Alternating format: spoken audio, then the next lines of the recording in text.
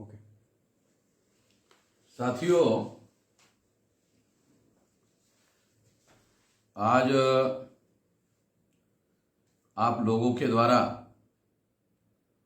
बहुत प्रयास के द्वारा, बहुत मुश्किलों के द्वारा आप लोगों ने इस कार्यक्रम का नियोजन किया है। मैं वहाँ आने की कोशिश कर रहा था, मगर बहुत सारी बातों की डिफ़िकल्टी को ध्यान में रखते हुए मैं वहाँ आ नहीं पाया। इसलिए मैं आपको वीडियो के द्वारा संबोधित करने का प्रयास कर रहा हूँ।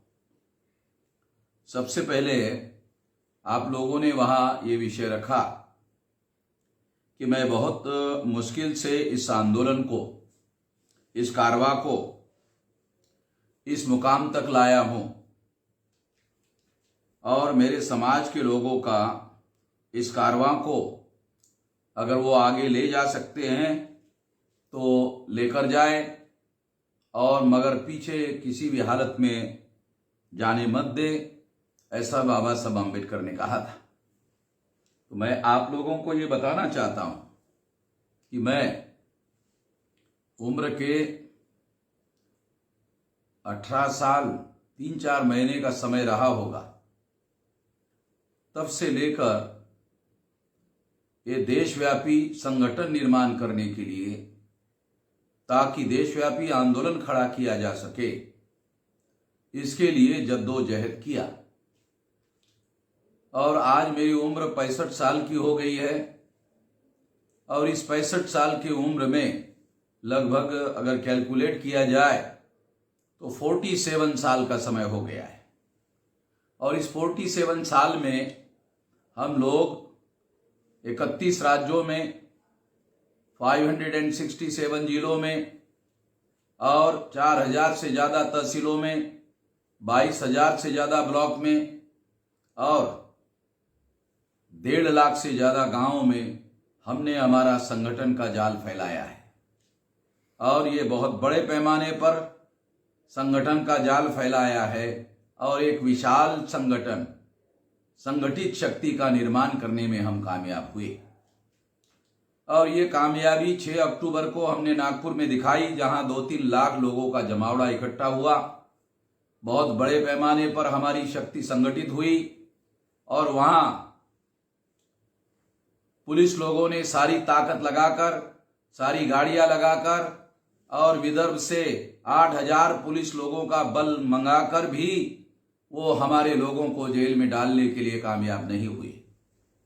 और हम लोग अपने आंदोलन में सफल हुए और कमिश्नर को इस बात को स्वीकार करना पड़ा कि हमारी विजय हो गई है, आपका गनीमी कावा सफल हो गया है, ऐसा खुद कमिश्नर कह रहे थे। तो इसलिए हमने जो संगठित शक्ति का निर्माण 47 साल तक लगाकर किया, तो इसकी वजह से इतना विशाल आंदोलन खड़ा करने में हम लोग कामयाब हो गए। और इस कामयाबी की वजह से और राष्ट्रव्यापी भौगोलिक नेटवर्किंग की वजह से, राष्ट्रव्यापी सोशल नेटवर्किंग की वजह से यह आंदोलन सफल हुआ। इसलिए बाबा साहब अम्बेडकर ने जो कहा था, एक बाबा साहब अम्बेडकर का अनुयायी होने की वजह से, एक ईमानदार अनुयायी होने के नाते बाबा साहब अम्बेडकर चाहते थे कि इस कारवां को हम लोग आगे बढ़ाकर दिखाए, एक अनुयायी बनकर आगे इस कारवां को आगे बढ़ाकर दिखाए। तो हमने इस कारवां को पीछे नहीं जाने दिया और इस कारवां को आज राष्ट्रव्यापी संगठन में, राष्ट्रव्यापी आंदोलन में रूपांतरित कर दिया है। तो ये कारवां अब आगे बढ़ता हुआ नजर आ रहा है।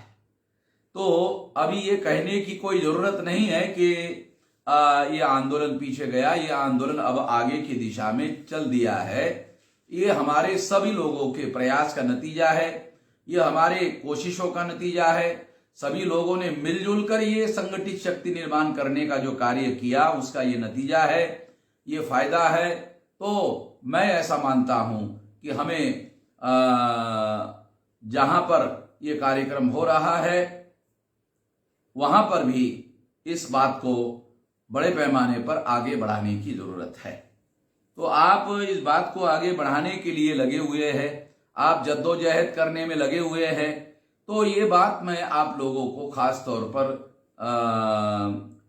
शुभकामना देता हूं और आपको धन्यवाद देता हूं कि आपने इस कठिन परिस्थिति में भी पुलिस वालों ने या अधिकारियों ने आपको रुकावटें डालने के बावजूद भी ये बात आप कर रहे हो।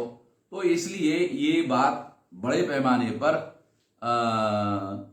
दिखाई दे रही है कि केंद्र सरकार और राज्य सरकार बीजेपी की कानून और संविधान की शपथ लेते हैं और कानून और संविधान की शपथ लेने के बावजूद भी आर्टिकल 19 का उल्लंघन करते हैं और तमाम दूसरे संगठनों को कार्यक्रम करने देने के लिए अवरोध खड़ा करते हैं, सरकारी मशीनरी का उपयोग करते हैं और उपयोग क्या दुरुपयोग करते हैं।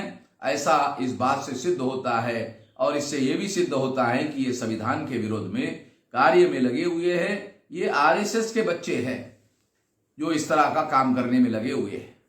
तो इसलिए इसी बात की वजह से हम लोगों ने आरएसएस के हेडक्वार्टर पर मोर्चा निकालने का ऐलान किया था। अभी मामला हमारा सुप्रीम कोर्ट में पेंडिंग है और सुप्रीम कोर्ट अगर इस बात की इजाजत देता है तो हम ये आंदोलन जरूर निकालेंगे और दोबारा आरएसएस के हेडक्वार्टर पर मोर्चा लेकर जाएंगे। तो इसके लिए हम हर संभव कोशिश कर रहे हैं, हर संभव लड़ाई लड़ रहे हैं। ये हमारा अधिकार है। इस अधिकार को ध्यान में रखते हुए खास तौर पर हम लोग ये लड़ाई लड़ रहे हैं, संविधान की सुरक्षा करने के लिए लड़ाई लड़ रहे हैं। ये बात ध्यान रखना जरूरी है। दूसरी बात मैं आप लोगों को बताना चाहता हूं कि इस देश में ओबीसी के लोगों की संख्या 52% है, मगर 52% लोगों की गिनती करने के लिए कोई भी सरकार तैयार नहीं है। आज ओबीसी का ही प्रधानमंत्री नरेंद्र मोदी है, मगर उसने ओबीसी की जाति आधारित गिनती के विरोध में ही सुप्रीम कोर्ट में हलफनामा दिया। ये कैसा प्रधानमंत्री है ओबीसी का जो ओबीसी के ही विरोध में काम कर रहा है? ये हैरान करने वाली बात है। इससे एक बात और भी सिद्ध होती है कि नरेंद्र मोदी के पास वास्तविक पावर नहीं है। नरेंद्र मोदी के बजाय ये आरएसएस के पास पावर है। आरएसएस शुरू से जाति आधारित गिनती का विरोधी रहा है।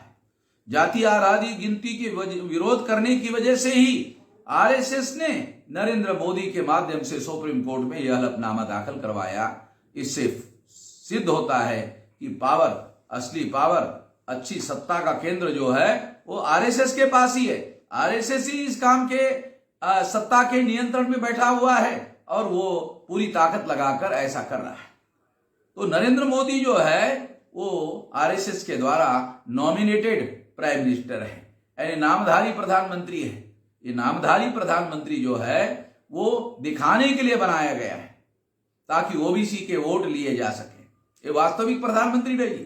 ये वास्तविक प्रधानमंत्री होता तो ओबीसी की जाति आधारित गिनती की जाती, जानवरों की गिनती होती है, हिंस्र पशुओं की गिनती होती है, कुत्तों की, बिल्लियों की गिनती होती है, मगर इसके बावजूद भी कुत्ते बिल्लियों की गिनती होती है मगर ओबीसी की गिनती नहीं होती है। हिजड़ों की गिनती होती है मगर पिछड़ों की, ओबीसी की गिनती नहीं होती है। ये कितनी बड़ी बेइज्जती की बात है, कितना बड़ा। और अगर जाति आधारित गिनती नहीं होती है तो ओबीसी को जो संवैधानिक अधिकार बाबा साहब अम्बेडकर ने संविधान में लिख कर गए वो कैसे मिलेगा? वो नहीं मिल सकता। संवैधानिक अधिकार हासिल करने के लिए ओबीसी को जाति आधारित गिनती होना बहुत ज्यादा जरूरी है। और इसी बात को ध्यान में रखते हुए यह आंदोलन हमने पिछले 2001 से जारी किया हुआ है। अभी 20 साल हो गए हैं अभी इस आंदोलन को, और आने वाले समय में नवंबर के लास्ट वीक में फिर हम लोगों ने भारत बंद का ऐलान किया हुआ है। हम इसके लिए आगे आने वाले समय में और हर संभव कोशिश करेंगे, हर संभव लड़ाई लड़ेंगे और इसके लिए पीछे नहीं हटेंगे। ओबीसी को न्याय दिलाकर ही रहेंगे। ये लड़ाई हम लोग हर हालत में, हर स्थिति में ये बात जो है काम कर रहे हैं। अब आखिरी बात मैं आप लोगों को बताना चाहता हूं, अगर कोई इंडिविजुअली काम करता है, सामाजिक कार्यकर्ता के तौर पर काम करता है, तो इंडिविजुअल काम करने से हमारा मकसद पूरा नहीं हो सकता। इस देश में दो हमारी बड़ी समस्याएं हैं। एक समस्या है आजादी की।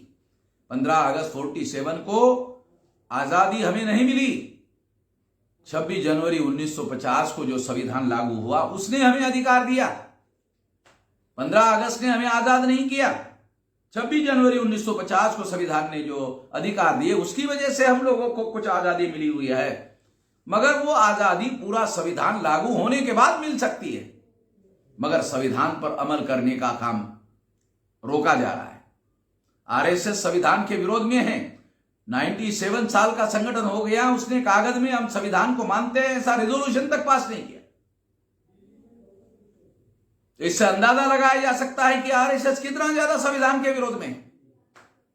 हम आरएसएस के विरोध में होने की वजह यह है कि वो संविधान विरोधी है, और कोई भी संविधान विरोधी संगठन जो है वो निश्चित रूप से देश विरोधी संगठन होता है। इसीलिए हम उसको संविधान विरोधी मानते हैं, और संविधान विरोधी मानकर हम लोग काम कर रहे हैं, आंदोलन कर रहे हैं, और आने वाले समय में भी आंदोलन करेंगे।